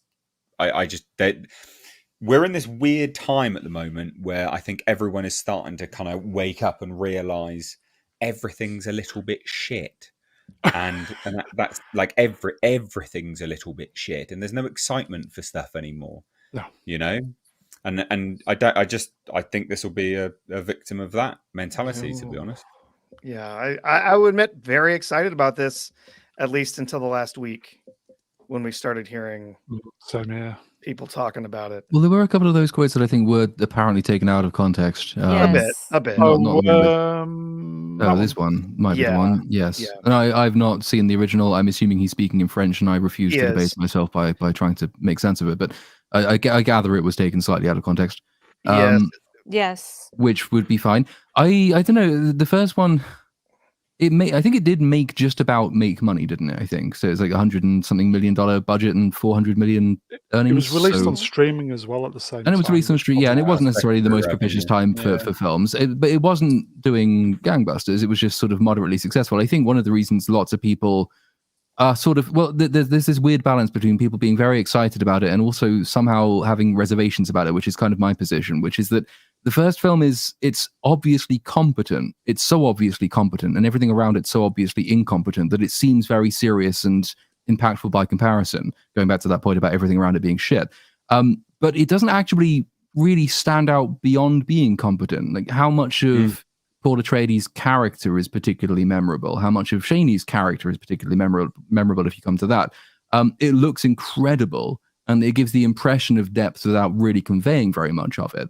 But by virtue of it not just being tawdry, cheap Marvel superhero repetitive crap, it sort of gets this reputation as the next great thing in cinema, but never actually performs in that way. So it will sort of hinge on part 2, I think, to really add a lot of the stuff that part 1 was missing. I really hope it's good, because there's so much that could be good about it. And if they actually include lots of the stuff that part 1 missed out, then the complete production will be a film worth watching. If part 2 is kind of as competent but vaguely shallow as part 1 was, I think it will go down as a bit of a disappointment. Well, I think a lot of people were main complaint about the first one was it didn't feel like a complete movie, because it's not.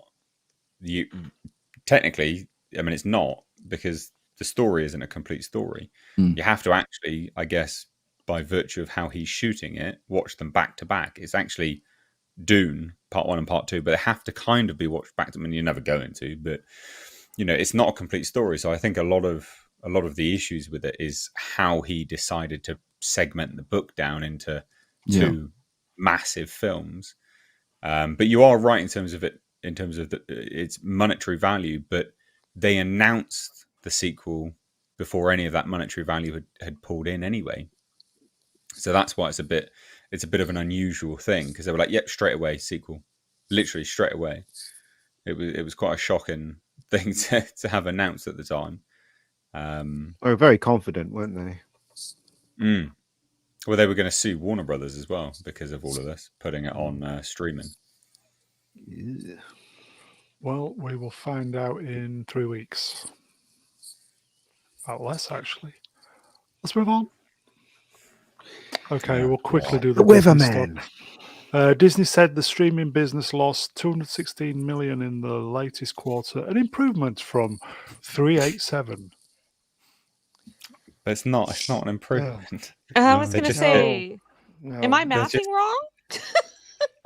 I believe saying they also. it's not, go ahead. It's not stuck in that bad, is what they're saying. But it still sucks. Like, Still bad. no profit.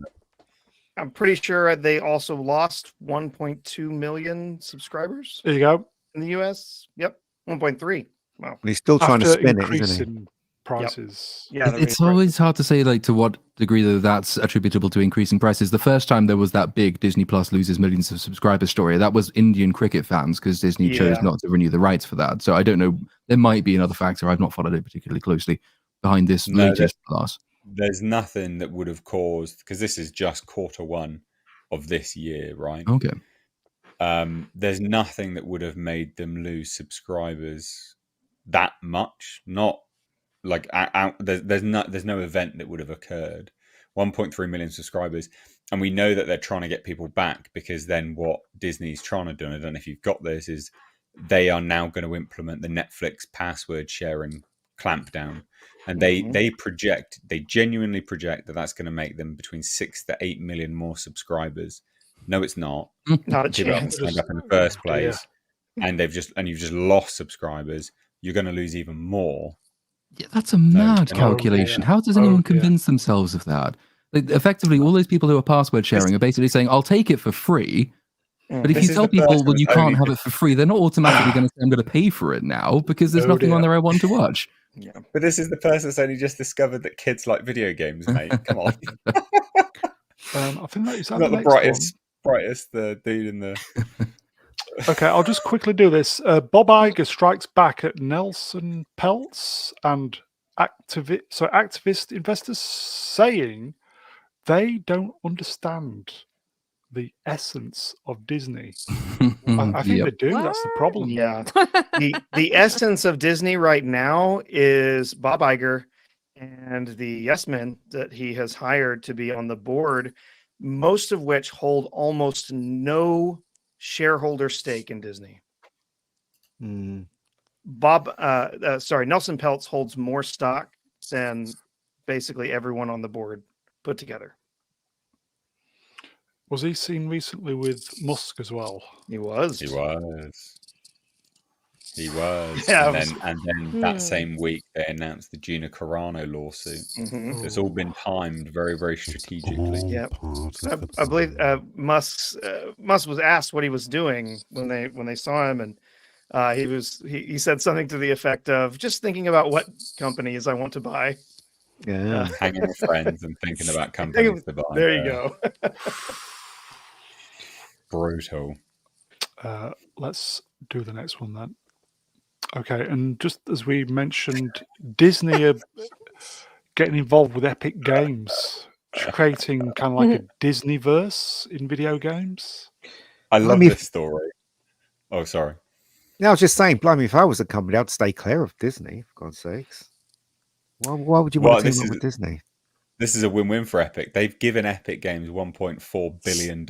They've made an equity investment in Epic. But this is so funny because whilst you've got Universal making Epic Universe a real tangible location, making huge investments in theme parks, Disney's like, you know what we're going to do? Kids like games. We're going to make a really crap version of the metaverse that no one's interested in. Fucking brain dead fool. Absolute brain dead fool. I'm really surprised they didn't just invest in Roblox. Right? That's who they're chasing. That's the audience they're chasing, and it's such a joke. It's such a joke. Yeah, some of the stuff that has come out with the universe stuff that they're going to be doing in the theme parks, not Disney, but the Universal. That's amazing. Oh, it's stunning. I can't wait. Good. I cannot wait to go see that. And Disney is just floundering left and right. So I used to love Disney when I was young. They had game studios. They had LucasArts and they shut it down. Yeah. Disney Interactive and they shut it down.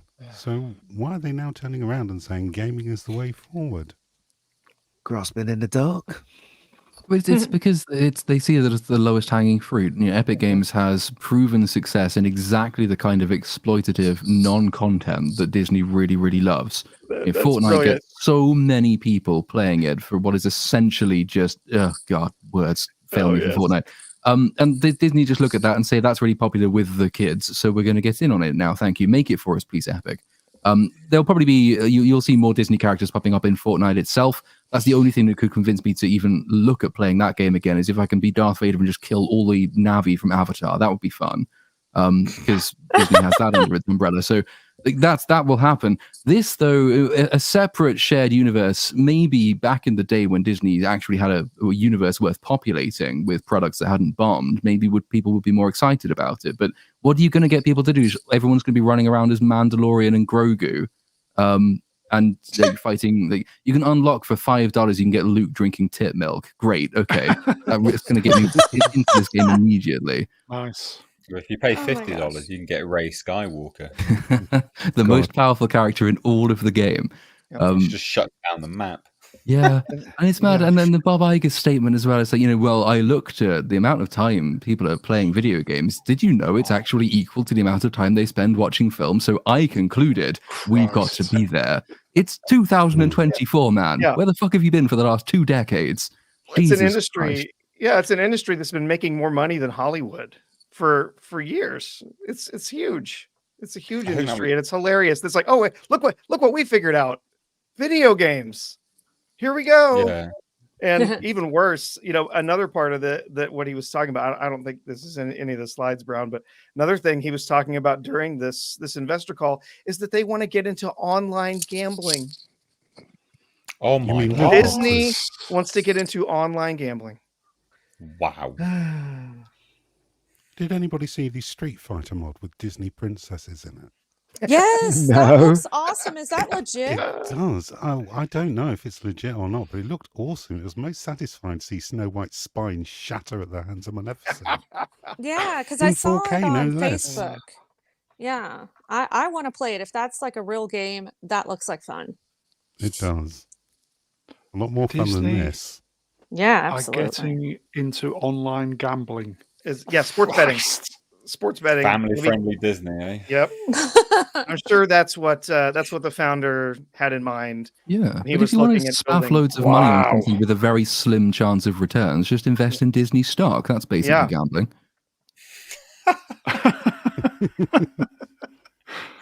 Very good. Oh. Okay. Shall we do the next slide then, folks?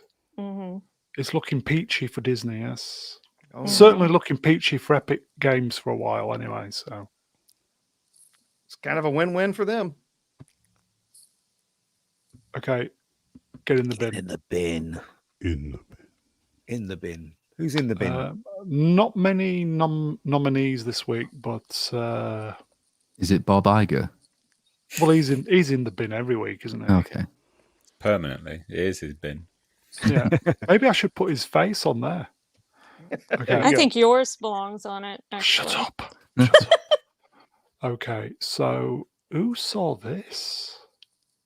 Oh, Yeah. God. Yeah. Oh, that was this God. week.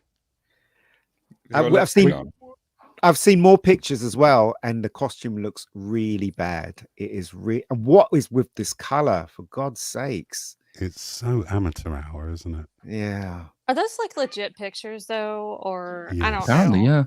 yeah. Because there's a video of behind the scenes fights as well. There's also Beer Belly Bullseye, which is quite impressive. Yeah. He looks absolutely terrible. The one in the blue spandex, right? Yeah, black spandex. Yeah, it's just ridiculous. Disney's they don't know what they're doing, man. Is They that really beard don't. drawn on? Does Looks look like it, yeah.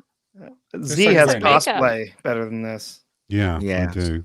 Absolutely, I have better cosplay than this. This is absolutely awful. The Netflix costume is much better. What is wrong with these people? How What is did wrong with them? Netflix get it so right, and Disney with their infinite, funds that they have? They're like, this. Everyone Well, will love this. They've hired the wrong people. Oh, Exactly. I've hired the wrong people. Christ, look at that. And not Why in a didn't they good just way copy either. it? They've got the rights to it. Why didn't they just get the costume? Why didn't they just say, guys, do you have that costume that you made? Yeah, can we just have that? Cool, thanks. But why doesn't Charlie Cox say something? I mean, he's got to look in the getting mirror, paid. hasn't he? Oh yeah, I Like guess. unless they plan to CG over some of it and fix it in post production, but still, that's stupid. Yeah. Mm. Is I it mean, honestly- 25% different? Yeah. I mean, with the flash photography, I'm sure it is making it look a little bit worse than it actually looks on screen, but still, it does not look great. There's no way that's going to look as good as the Netflix costume. It just looks corny. Yeah, he looks like he's overweight as well hmm compared to the Netflix one. Well, yeah, because the Netflix one has strategic lines through it, which naturally will slim it down, right? If you're looking at it front on, you can see it. Like it looks he looks to be a bit more tapered there, Yeah. whereas the other one is just bulk. Yeah. There's no design language which leads the eye to view it from a tapering perspective. You just, Well, it's got the silly molded muscles into the costume and everything. Where the original, the one from Netflix, didn't have that. It just looked like body armor. It was body armor, and also the fact that how comes he doesn't have the DD on him? Yeah, Because that was missing. Yeah, post protection. Yeah, probably. It's so stupid. Well, that definitely belongs in the bin. If they say giant made in China post production, I'll laugh my tits off. But what's his? Even Ben Affleck's costume looked better than this one, and that's saying a lot. Yeah. I'm sad. I like. Is this Dead on Arrival? Looks like it, doesn't it? Another one. Yeah. I don't know. I'm willing to give the show a chance when it does come out. But yeah, this costume does look pretty bad. Well, R2, if you say it's good, I'll probably watch it, but I'm not going to watch it if everybody tells me that it's shit. I'm not. I'd rather have somebody. If Mr. H says it's good, I'll definitely watch it. Well, he said, or Ben or anyone. Do you know what I mean? Mr. H says Andor's good. Yeah, I know, but we have to agree to disagree there. Brown, don't be starting shit. Okay, so that's this week's In the Bin, folks. In the bin. Get it. Daredevil. Okay. And finally. Finally. Quick this night. It's quick tonight. Okay, and finally, folks.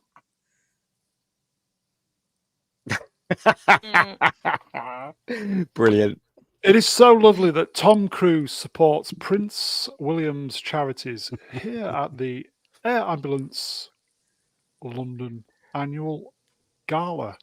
Prince William and his little brother.